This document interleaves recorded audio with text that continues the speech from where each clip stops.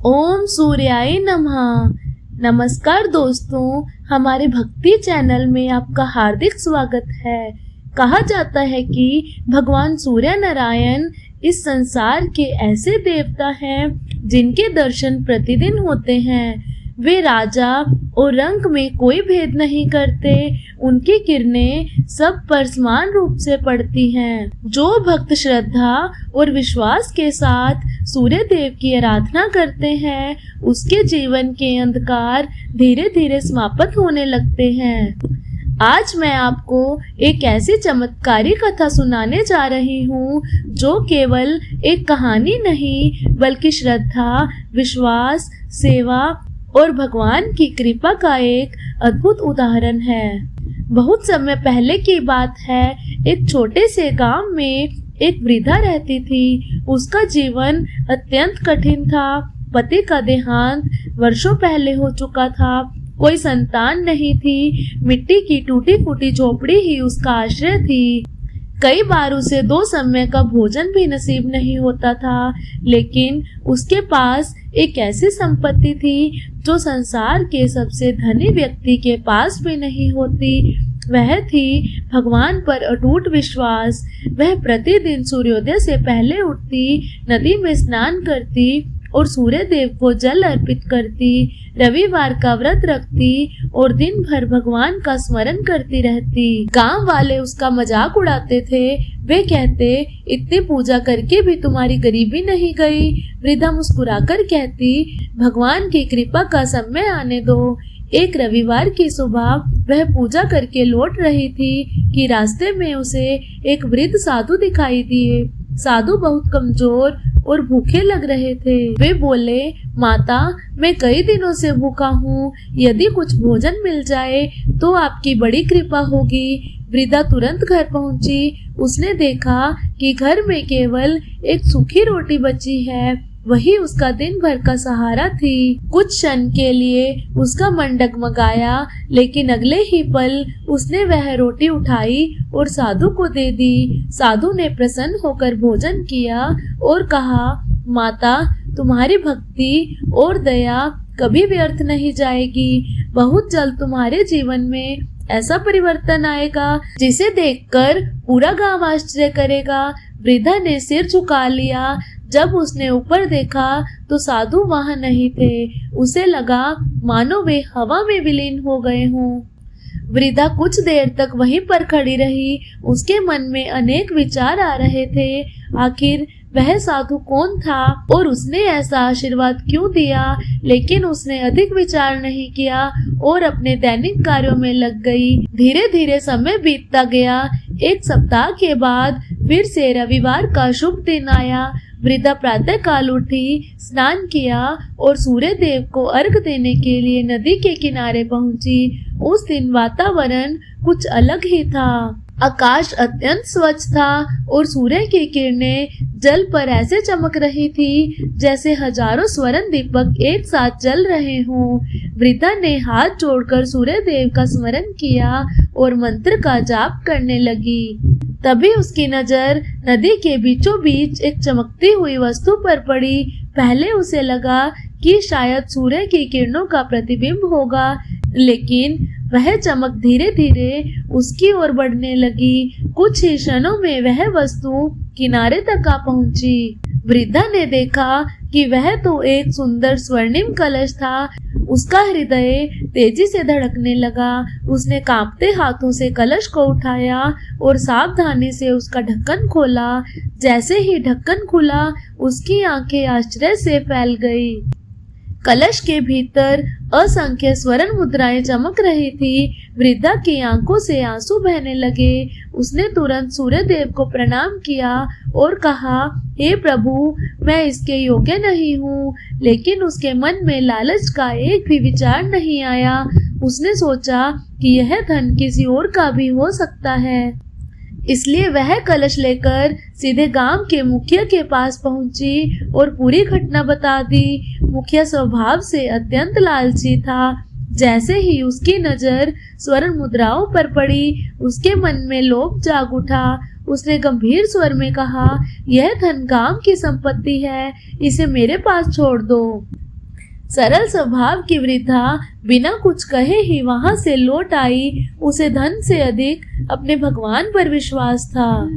लेकिन उसी रात एक विचित्र घटना घटी। मुखिया ने जब अपने कमरे में जाकर कलश खोला तो उसके होश उड़ गए।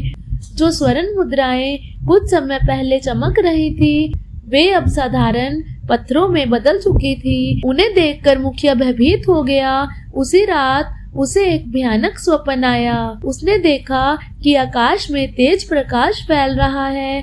उस प्रकाश के मध्य एक दिव्य पुरुष खड़े हैं। उनके शरीर से निकलने वाला तेज सूर्य के समान चमक रहा था। उन्होंने क्रोधित स्वर में कहा, यह धन उस भक्त के लिए था जिसने निस्वार्थ भाव से दान किया है। लालची और स्वार्थी व्यक्ति मेरी कृपा के अधिकारी नहीं हो सकते। मुखिया भय से कांपने लगा। सुबह होते ही वह वृद्धा की झोपड़ी में पहुंचा और उसके चरणों में गिर पड़ा। उसने रोते हुए वृद्धा को सारी बात बताई और क्षमा मांगने लगा। वृद्धा ने उसे क्षमा कर दिया। लेकिन गांव के लोग यह घटना सुनकर आश्चर्यचकित रह गए। अब जो लोग पहले वृद्धा का मजाक उड़ाते थे वही लोग उसकी भक्ति की चर्चा करने लगे। धीरे धीरे पूरे गांव में उसकी श्रद्धा और भगवान के प्रति विश्वास की बातें फैलने लगी। लेकिन भगवान अपने भक्त की परीक्षा एक बार नहीं अनेक बार लेते हैं। कुछ दिनों बाद एक और घटना घटी जिसने वृद्धा के जीवन की दिशा ही बदल दी। एक सुबह जब वह पूजा करके लौट रही थी तब उसे रास्ते में एक छोटा बालक दिखाई दिया। बालक फटे हुए वस्त्रों में था और भूख से व्याकुल हो रहा था। वृद्धा उसके पास गई और बोली, बेटा तुम रो क्यों रहे हो? बालक ने कहा, मुझे 2 दिन से भोजन नहीं मिला। यह सुनते ही वृद्धा का हृदय पिघल गया। उस दिन उसके पास खाने के लिए केवल थोड़ा सा ही आटा बचा था। लेकिन उसने अपने बारे में नहीं सोचा। वह बालक को घर ले गई, अपने हाथों से रोटी बनाई और प्रेम पूर्वक उस बालक को भोजन कराया। बालक ने तृप्त होकर भोजन किया। फिर वह मुस्कुराया। उसकी मुस्कान में एक अद्भुत तेज था। जाते जाते उसने कहा, माता आपकी करुणा का फल आपको अवश्य मिलेगा। वृद्धा कुछ समझ नहीं पाई, लेकिन उसे बार बार ऐसा महसूस हो रहा था कि यह कोई साधारण बालक नहीं था। उस रात जब वह सोई तब उसके जीवन का सबसे बड़ा चमत्कार होने वाला था। आधी रात का समय था। चारों ओर गहरा सन्नाटा छाया हुआ था। अचानक वृद्धा ने स्वप्न में देखा कि पूरा आकाश स्वर्णिम प्रकाश से भर गया है। चारों दिशाओं में दिव्य आभा फैल रही है। सुगंधित पुष्पों की वर्षा हो रही है और मधुर संगीत की ध्वनि सुनाई दे रही है। तभी उसने देखा कि 7 श्वेत घोड़ों से जुड़ा एक दिव्य रथ आकाश से उतर रहा है। उस रथ पर एक तेजस्वी पुरुष विराजमान थे। उनके मुखमंडल का तेज हजारों सूर्यों के समान चमक रहा था। वृद्धा समझ गई कि यह कोई साधारण दृश्य नहीं है। वह तुरंत हाथ जोड़कर भूमि पर गिर पड़ी। तभी वह दिव्य पुरुष बोले, उठो पुत्री। उनकी वाणी सुनकर वृद्धा की आंखों से आंसू बहने लगे। कंपित स्वर में उसने पूछा, प्रभु आप कौन हैं? दिव्य पुरुष मुस्कुराए और बोले, मैं वही हूँ जिसकी तुम वर्षों से आराधना कर रही हो। मैं सूर्य नारायण हूँ। यह सुनते ही वृद्धा भाव विभोर हो गई। वह रोते हुए बोली, प्रभु आज मेरा जीवन धन्य हो गया। सूर्यदेव बोले, पुत्री मैंने तुम्हारी भक्ति की परीक्षा ली थी। कभी साधु बनकर, कभी भूखे बालक का रूप धारण करके तुमने हर बार बिना किसी स्वार्थ के दया और सेवा की। वृद्धा ने विनम्रता से कहा, प्रभु मैंने तो केवल अपना कर्तव्य निभाया है। सूर्यदेव प्रसन्न होकर बोले, यही तुम्हारी सबसे बड़ी विशेषता है। तुमने कभी धन नहीं मांगा, कभी वैभव नहीं मांगा। तुमने केवल विश्वास रखा। इसलिए आज मैं तुम्हें आशीर्वाद देता हूँ कि तुम्हारे जीवन में अब किसी वस्तु की कमी नहीं रहेगी। इतना कहकर सूर्यदेव ने अपना दाहिना हाथ आशीर्वाद की मुद्रा में उठा दिया। उसी क्षण उनके हाथों से दिव्य प्रकाश निकला और वृद्धा के ऊपर बरसने लगा। कुछ ही पलों में पूरा दृश्य प्रकाश से भर गया। फिर अचानक वृद्धा की नींद खुल गई। उसका हृदय तेजी से धड़क रहा था। वह समझ गई कि यह कोई साधारण स्वप्न नहीं था। सुबह होते ही वह अपने दैनिक कार्यों में लग गई, लेकिन तभी उसकी नजर झोपड़ी के एक कोने पर पड़ी। वहाँ एक सुंदर तांबे का पात्र रखा हुआ था। वृद्धा आश्चर्यचकित रह गई। उसने अपने जीवन में पहले कभी वह पात्र नहीं देखा था। जब उसने उसे खोला तो उसके भीतर स्वर्ण मुद्राएं, चांदी के सिक्के और कुछ बहुमूल्य रत्न रखे थे।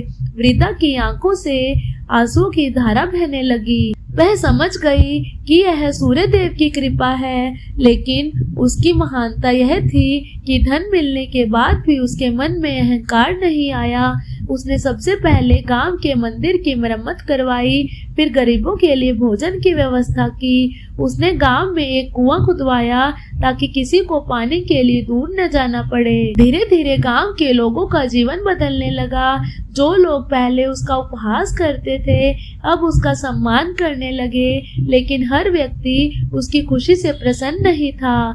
गांव में एक धनी जमींदार रहता था। वह अत्यंत अहंकारी और लालची था। जब उसने देखा कि एक गरीब वृद्धा का सम्मान उससे भी अधिक होने लगा है तो उसके मन में ईर्ष्या की आग जल उठी। वह सोचने लगा, आखिर इस बुढ़िया में ऐसा क्या है जो पूरा गांव इसकी प्रशंसा कर रहा है। उसने निश्चय किया कि वह किसी भी तरह वृद्धा का सम्मान नष्ट करके रहेगा, और यहीं से शुरू हुई वृद्धा के जीवन की सबसे कठिन परीक्षा। एक ऐसी परीक्षा जिससे स्वयं सूर्य देव को अपने भक्त की रक्षा के लिए चमत्कार दिखाना पड़ा। जमींदार कई दिनों तक वृद्धा पर नजर रखता रहा। वह यह जानना चाहता था कि आखिर ऐसा कौन सा रहस्य है जिसकी वजह से एक साधारण वृद्धा पूरे गांव में सम्मान पा रही थी। एक दिन उसने अपने नौकरों को बुलाया और कहा, किसी भी तरह इस वृद्धा को बदनाम करना होगा। यदि गांव के लोग इसके विरुद्ध हो गए तो इसका सारा सम्मान समाप्त हो जाएगा। कुछ दिनों बाद जमींदार ने एक चाल चली। उसने अपने घर की बहुमूल्य सोने की माला छिपा दी और पूरे गांव में घोषणा करवा दी कि उसकी माला चोरी हो गई है। गांव में हड़कंप मच गया। लोग इधर उधर खोज करने लगे। उसी रात जमींदार के नौकरों ने चुपके से वह माला वृद्धा की झोपड़ी में रख दी।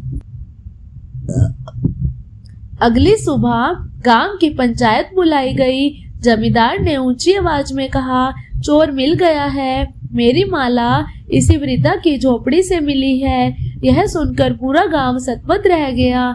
कई लोगों को विश्वास ही नहीं हुआ, लेकिन जब माला सचमुच झोपड़ी से मिली तो लोग असमंजस में पड़ गए। वृद्धा की आंखों में आंसू आ गए। उसने हाथ जोड़कर कहा, मैंने कोई चोरी नहीं की। सूर्य देव की शपथ, मैं निर्दोष हूँ। लेकिन जमींदार बार बार उसे झूठा साबित करने की कोशिश करता रहा। पंचायत ने निर्णय लिया कि अगले दिन अंतिम फैसला सुनाया जाएगा। उस रात वृद्धा अपनी झोपड़ी में बैठी रोती रही। उसने आकाश की ओर देखा और कहा, हे सूर्य नारायण, यदि मैं निर्दोष हूँ तो मेरी रक्षा अवश्य कीजिए। मेरे पास आपके अलावा और कोई नहीं है। यह कहकर वह रोते रोते सो गई। उधर उसी रात गांव के सभी प्रमुख लोगों को एक जैसा स्वप्न दिखाई दिया। उन्होंने देखा कि सूर्य के समान तेजस्वी एक दिव्य पुरुष आकाश में खड़े हैं। वे क्रोधित स्वर में कह रहे हैं, जिस भक्त ने जीवन भर किसी का बुरा नहीं किया उस पर झूठा आरोप लगाया जा रहा है। सत्य को दबाने का प्रयास मत करो। सुबह होते ही गांव के कई लोग आश्चर्य में पड़ गए, क्योंकि सबने एक जैसा स्वप्न देखा था। जब पंचायत दोबारा बैठी तभी अचानक एक अनहोनी घटना हुई। जमींदार का एक नौकर दौड़ता हुआ आया। वह कांप रहा था। उसने पंचायत के सामने हाथ जोड़कर कहा, मुझे क्षमा कर दीजिए, वृद्धा निर्दोष है। सभी लोग आश्चर्य से उसकी ओर देखने लगे। नौकर रोते हुए बोला, जमींदार के आदेश पर हमने ही माला झोपड़ी में रखी थी। वृद्धा ने कोई चोरी नहीं की। यह सुनते ही पूरे गांव में सनसनी फैल गई। जमींदार का चेहरा पीला पड़ गया। उसके पास अब कहने के लिए कुछ नहीं बचा था। पंचायत ने उसे कठोर शब्दों में फटकार लगाई। गांव वालों ने पहली बार देखा कि अहंकार और लालच का अंत कितना बुरा होता है। वृद्धा की आंखों से आंसू बह रहे थे, लेकिन उसके आंसू दुख के नहीं बल्कि भगवान के प्रति कृतज्ञता के थे। उसने हाथ जोड़कर सूर्य देव को प्रणाम किया। उस दिन के बाद गांव में उसकी प्रतिष्ठा पहले से भी अधिक बढ़ गई। लोग दूर दूर से उसके दर्शन करने के लिए आने लगे, लेकिन वृद्धा कभी स्वयं को महान नहीं समझती थी। वह हमेशा कहती, चमत्कार मैंने नहीं किया, यह सब सूर्य भगवान की कृपा है। समय बीतता गया। एक दिन गांव में भयंकर सूखा पड़ गया। नदियां सूखने लगी, तालाब खाली हो गए, फसलें नष्ट होने लगी। लोगों के सामने भूख और प्यास का संकट खड़ा हो गया। पूरा गांव भयभीत था। तब सभी लोग वृद्धा के पास पहुंचे और बोले, माता, आप सूर्य देव की परम भक्त हैं, कृपया हमारी सहायता कीजिए। वृद्धा ने सभी को रविवार का व्रत रखने, सूर्य देव की आराधना करने और जरूरतमंदों की सहायता करने का उपदेश दिया। इसके बाद उसने पूरे गांव के साथ मिलकर सूर्य नारायण की विशेष पूजा प्रारंभ की। लेकिन किसी को नहीं पता था कि आने वाले रविवार को ऐसा चमत्कार होने वाला है जिसे देखकर पूरी धरती पर सूर्य देव की महिमा का गुणगान होने लगा। दिन बीतते गए और रविवार का पवित्र दिन आ गया। सुबह से ही पूरा गांव नदी के सूखे तट पर एकत्र होने लगा। बच्चे, बूढ़े, महिलाएं और पुरुष सभी श्रद्धा के साथ सूर्य देव का नाम जप रहे थे। वृद्धा सबसे आगे बैठी थी। उसके हाथ जुड़े हुए थे और आंखों से आंसू बह रहे थे। वह बार बार प्रार्थना कर रही थी, हे सूर्य नारायण, यह गांव आपका है, ये लोग आपके बच्चे हैं। यदि मुझसे कभी कोई सेवा हुई हो तो आज इन लोगों पर कृपा कीजिए। पूरा दिन भजन, कीर्तन और पूजा में बीत गया, लेकिन आकाश में बादल का एक टुकड़ा भी दिखाई नहीं दिया। कुछ लोगों का विश्वास डगमगाने लगा। वे सोचने लगे कि शायद अब कोई चमत्कार नहीं होगा, लेकिन वृद्धा का विश्वास अटल था। संध्या होने लगी। सूर्य देव अस्त होने के लिए पश्चिम दिशा की ओर बढ़ ही रहे थे। तभी अचानक तेज हवा चलने लगी। देखते ही देखते आकाश में काले बादल छा गए। लोग आश्चर्य से आकाश की ओर देखने लगे। कुछ ही क्षणों में बिजली चमकने लगी और फिर मूसलाधार वर्षा शुरू हो गई। इतनी तेज वर्षा हुई कि सूखी धरती पानी से भरने लगी। तालाब भर गए, कुएं लबालब हो गए, नदियों में फिर से जल बहने लगा। पूरा गांव खुशी से झूम उठा। लोग रोते हुए सूर्य देव का धन्यवाद करने लगे। कई लोग वृद्धा के चरणों में गिर पड़े, लेकिन वृद्धा ने उन्हें उठाते हुए कहा, मेरे चरण मत छुओ, धन्यवाद देना है तो सूर्य नारायण को दो। उस दिन के बाद गांव में फिर कभी जल का संकट नहीं आया। फसलें लहलहाने लगी, गांव समृद्ध हो गया, लेकिन सूर्य देव की लीला अभी समाप्त नहीं हुई थी। कुछ वर्षों के बाद वृद्धा बहुत कमजोर हो गई। उसका शरीर कमजोर पड़ने लगा। वह अब पहले की तरह लंबी दूरी नहीं चल पाती थी। फिर भी हर रविवार किसी न किसी तरह सूर्य देव को अर्घ अवश्य देती थी। एक दिन उसने महसूस किया कि उसके जीवन का अंतिम समय निकट आ चुका है। उसने गांव के लोगों को बुलाया। सभी उसके आसपास बैठ गए। वृद्धा ने प्रेम से कहा, बेटों, याद रखना, धन से बड़ा धर्म है, पूजा से बड़ी सेवा है और भगवान तक पहुंचने का सबसे सरल मार्ग है सच्चा हृदय। सभी लोगों की आंखें नम हो गई। आगे वृद्धा बोली, मैंने जीवन भर यही सीखा है कि भगवान कभी अपने भक्त को अकेला नहीं छोड़ते। कभी परीक्षा लेते हैं, कभी प्रतीक्षा करवाते हैं, लेकिन अंत में उसका हाथ अवश्य पकड़ते हैं। इतना कहकर उसने सूर्य देव का नाम लेना शुरू किया। ओम घृणी सूर्याय नमः, ओम घृणी सूर्याय नमः, ओम घृणी सूर्याय नमः।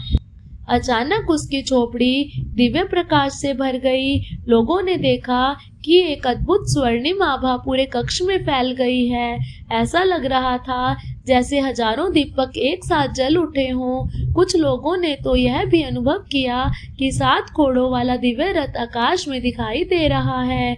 वृद्धा के चेहरे पर अद्भुत शांति थी, उसके होठों पर मुस्कान थी और अगले ही क्षण उसने शांत भाव से अपनी आंखें बंद कर ली। पूरा गांव रो पड़ा, लेकिन उसी समय आकाश से मानो एक संदेश सुनाई दिया, जो भक्त सच्चे मन से मेरी आराधना करता है, मैं स्वयं उसकी रक्षा करता हूँ। उस दिन के बाद गांव के लोगों ने वृद्धा की स्मृति में एक सुंदर सूर्य मंदिर बनवाया। दूर दूर से लोग वहां दर्शन करने के लिए आने लगे। कहा जाता है कि जो भी श्रद्धा और विश्वास से वहां सूर्य देव का स्मरण करता, उसकी मनोकामना अवश्य पूर्ण होती। प्रिय दोस्तों, यह कथा हमें सिखाती है कि भगवान को प्रसन्न करने के लिए बड़े यज्ञ, बड़ी संपत्ति या बड़ा पद आवश्यक नहीं है। आवश्यक है तो केवल सच्ची श्रद्धा, सेवा का भाव, दया, करुणा और अटूट विश्वास। जो व्यक्ति रविवार के दिन सूर्य नारायण का स्मरण करता है, जरूरतमंदों की सहायता करता है, सत्य का पालन करता है और अपने माता पिता तथा गुरुजनों का सम्मान करता है, उस पर सूर्य देव की विशेष कृपा बनी रहती है। इसलिए जीवन में कैसी भी परिस्थिति क्यों ना आए, कभी भगवान पर से विश्वास मत खोना, क्योंकि जब संसार साथ छोड़ता है तब ईश्वर का हाथ ही भक्त का सहारा बनता है। इसी संदेश के साथ हम भगवान सूर्य नारायण से प्रार्थना करते हैं कि वे आप सभी के जीवन में सुख, शांति, स्वास्थ्य, यश और समृद्धि प्रदान करें। बोलिए सूर्य नारायण भगवान की जय। जय हो सूर्य देव, जय सूर्य देव, जय सूर्य देव।